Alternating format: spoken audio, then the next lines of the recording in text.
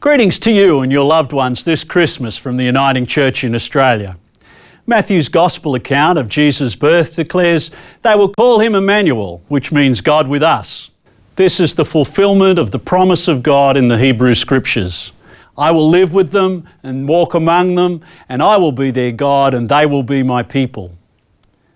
Jesus' birth is a sign to Christians that God is at work in the world, walking with people, among us in our celebrations of life and in our suffering.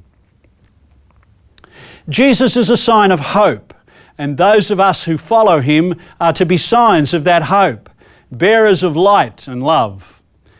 We are called to walk with, sit with, cry with, laugh with, work alongside and listen attentively to others in their times of need and celebration, just as Jesus did. This year in the Middle East, Uniting Church ministers have walked alongside Palestinian people and met with displaced peoples in refugee camps. In a place of unending conflict and distress, in our own small way, we have tried to be a sign of hope. In Australia, our church is seeking to work more interculturally, embracing our growing diversity. First Australians in our church have invited us more recent arrivals to walk with them, to share each other's stories of God, and to hear what God was doing in this land before the arrival of the missionaries. We stand with our Aboriginal brothers and sisters in their struggle for recognition and justice.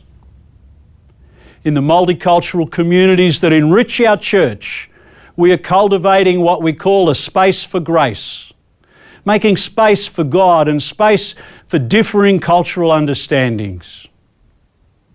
With our partnerships at home and overseas growing and thriving, we have much reason to rejoice.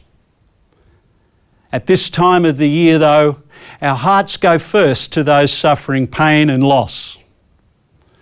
Across the world, people are fleeing persecution in record numbers. In Syria and Iraq, in the South Sudan and across Europe, where more than 750,000 people are seeking refuge as winter sets in. Many of these people continue to face unbearable situations, including to our shame in our Australian government detention centres. Please spare a thought and share a prayer for these people at this time. At home today, many of us have loved ones who are suffering in their own way from mental or physical illness or disability.